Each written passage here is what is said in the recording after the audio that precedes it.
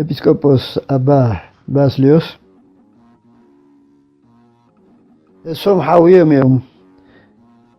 ናብ ባስ ማርያም ክጽሓፍ ከሎ ንዓይ ከዓ ቅዳሕተ ገይርኒ እስኻ ኺድ ንገዳምካ እሶም ሓውዮም እዮም ጓል ሓዎም ከኣተል ኣሎ ዝብል ጽሑፍ በጽሐኒ ለባ ባስልዮስ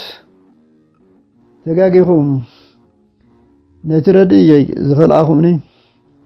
ብድጋሚ ርኢኹም ቀዋሚ ደኣ ክትገብሩለይ ይልመነኩም ቅዳሕ ከዓ ንሲኖዶስ ኢለ ይጽሕፍ ነዚ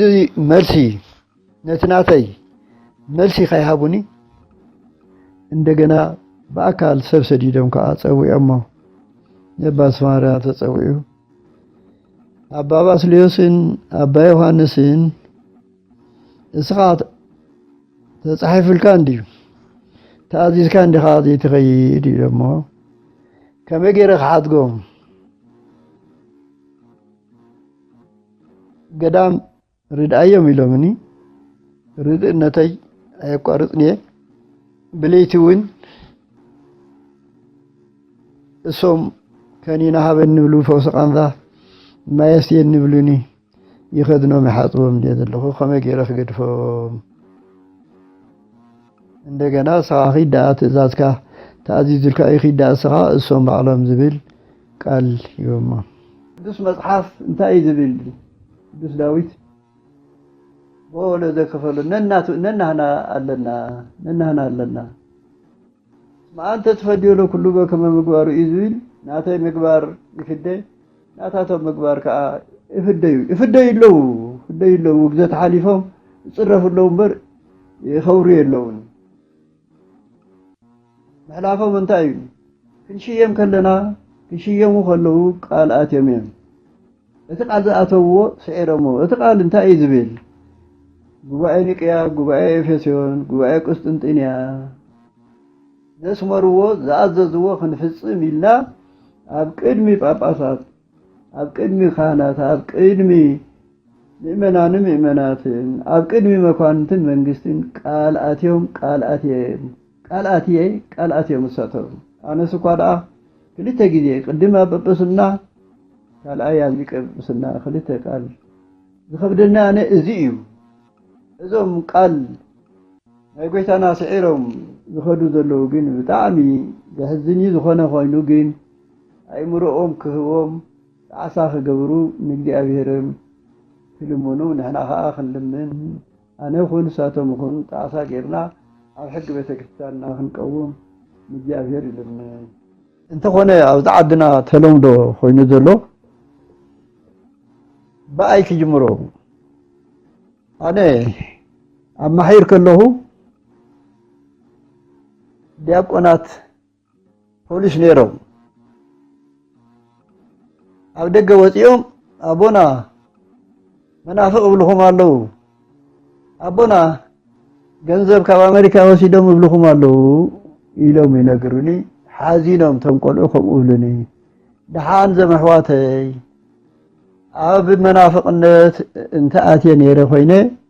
ኣብቲ ካብ ባትርያርክ ወሪድካ ዝብሉ ኣብኡ ምተረኽበት ፅሑፍ ገንዘብ ወሲደ እንተኮይነ ካብ ኣሜሪካ ከዓ ኣብኡ ገበን ዓብይ ገበን እዩ እዚ ግን ነቲ ሕጊ ፍሪሶም ዝገበርዎ ቤተ ክህነት ንዕኡ ክድምስሱ ካብቶም ጳጳሳት ኣባ አንጦንዮስ 40 ክንደይን መናፍቃን ዲቁና ክህነት ሂቡ ቤተክርስቲያን ኣዕኒዋ ኢሎም ካብ ጳጳሳት ተዘርበሎ ጳጳሳት በሃይማኖት ተጠርጢሮም ኣባ አንጦንዮስ ዝብልዎ እዚ ዕላል እዩ ኣነ ኣብቲ መናፍቅነት ዝኣተኽዎ ቃለይ ፅሑፈይ ክርከብ እሞ ክርታዕ ይግባእ ገንዘብ እንተወሲደ ካብቲ ዘምፃእኽዎ ከዓ ምስ መፀ ከዓ ክርታዕ ይግባእ ብገበን ከዓኒ ከልግስ ይግባእ ግን ኣብዚ ዓድና ዘሎሲ ጓልስቶ ከምዚ ኮይና ወድስቶ እኮ ከምዚ ኮይኑ ዝበሃል ነገር እዚ ካብ ሕጊ ወፀ ተግባራት እዩ ካብ ሃይማኖትና ካብ ቤተክርስትያንና ንሓውኻ نحفتها نبوها كتلقس مزرابين جيجا إلى أمن له حجون نزيد سمع أنت له نزي زملكت أنت له وين حاضر يبيل ودستو منافق كوينو قالستو منافق أيكونن تايدا منافق كوينو زبال ليك أو أنت مس أبيهم كبت كريستيان مستسبقي منافق كوينو زبال مبر بتتعري مس صوت زاريو إلكا حاسوتيو زجين نتايو إن كان نودي نقول نعي تبع هيله ثم أنا دي شنكوهم إجاجيلو جيجو من تايو أنا منافق ندهر خوينا يساتهم دك منافق خونو مالديو أيفلتون ناقوم كم زمد أيفلتون جيجا إجاجيلو كباباسات منافق خوينا ما بانتنيوس ها نسمع نافق إزاربو نزو خوينا ميلو الألا بلهم كم زيولو أنا ندهر منافق خوينا تلكيمو مالتيو دك منافقاتهم كيلو وصوخ بهاليوم أيفلتون فلتون بالله هجي منافقነት እንተልዩ እነኹ አባ አንጦኒዮስ ተአሲረ ከለኹ ዝሰምዖ ዝነበርኩ ዕላል እነኹ ሕጂ ወፂ አባ አንጦኒዮስ መፂኡ መናፍቅ ኢኻ መፂኡ ገንዘብ ተቐቢልካ ኢኻ ዝብለኒ ሰብ ይጽበለኹ ሓደራ ዝብሎ ግን ጓልስቶ መናፍቅ ወድስቶ መናፍቅ አበስቶ መናፍቅ ዝበሃል ነገር ካብ ህዝብና ከልግስ ይላቦ ባትራይረክ ነኩ ዓመትን መንፈቅን እየን ዓመትን መንፈቅን ክኾና ከለዋ ጽቡቅነት ዝገበርክዎ የዘውር እምበር እቲ ባእታቶም ዝበፅሓኒ ብዙሕ ኣይዝክሮን ኣይደልዮን እየ ከዓ ዝዝክሮ ግን በቲ ናተይ ግዜ ዝበፅሐ ዝተገብረ ሜሮን ዝወፀ ጳጳሳት ዝተሸሙ ንእግዚአብሔር የመስግን ቶም ቀዳማይን ካልኣይን ዘይረኸብዎ ኣነ ንህዝቢ ዝጠቅም በቲ እብሬት ናተይ ስለኾነ ኣምላኸይ ዝሃብካኒ ኢለ ንኣምላኽ የመስግኖ እትሳቶም ዝወደሉ ነው ከዓ በደሎም ባዕሉ እግዚአብሔር ፍደዮም ይዝብል እነና ህብካ እምበኣር ንየማነ ወራውቲ በኔረ ግን ቢኢልካ ክትቀበለኒ ፍቃድካ ተኮይኑ ኢለ እተን ወራውቲ ኣቅሪበ እንካ ብለኹም ዚኣገረ ሃቡ ኢሉ ተቀቢሉ ኣብ ጅብኡ መሊስዎን እዘን ወራውቲ ዝሃብኩምኒ ርኢቶን ኣስተያየትን ክበኩም እሺ ኢለ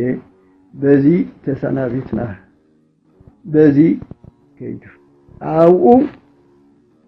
በል ንሕና ምሳኻ ክንራኸብ ጊዜ ሰዓት የብልናን ኣይተራኽበናን ኢኻ ሕጂ ተራኺብና ኢና ሃዋርያት ንገሩ እዮም ዝብሉ ኣነ ከዓ ሃዋርያ እየ ክነግረካ ብዘይ ፍርዲ ንኩሉ ኣይትእሰር ብዘይ ፍርዲ እንተኣሲርካ ኣብ ቅድሚ እግዚአብሔር ከጠይቀካ እዩ ሕጂ እኳ ኣብ ክልተ ሰሙን ዚ ካብዚ እንዳ መድኃኔዓለም ካህናትን ዶክተራትን ኣሲርካ ኣለኻ ነዞም ሰባት እዚኣቶም ኣብ ፍርዲ ቤት ብግብሮም ኣብ ፍርዲ ቤት ምርሓዮም ኣደራ ብለካ ነዚኣ እንታይ ክርስቲያን ኢሉ እዚ ምስተገብረ ሓሊፉ በሰላም ተሰናቢትና እታ ርኢቶናቱ እታ ደገፍናቱ እንዳተጸበኹ ከለኹ ክልተ ወርሒ ይኸውን ኣዝቂጠቱ ኢለ ከለኹ ካብ ባትራረ ሲኖዶስ ካብ ባትራረ ወሪድካ ታራ ፈላስ ኮንካ ክትነብር ዝብል ጽሑፍ በጽሓኒ ዋዕ አንታ ንሕናሲ ግእዝን ትግርኛ እንዳፈጥና ለከዚ ፖለቲካ ዝበሃል ከምዝካ እዩ ኢለ ገሪምኒ ብቃሉ ኣይተፈጸመን ገሪምኒ ከምዚ ኮይኑ ኣነ ካብ ማዕርገ ወሪደ ካብ ማዕርግ ምስ ወረድኩ ማዕርግ ዘውረደኒ የናይ ዕለት እዩ ብዕለት 5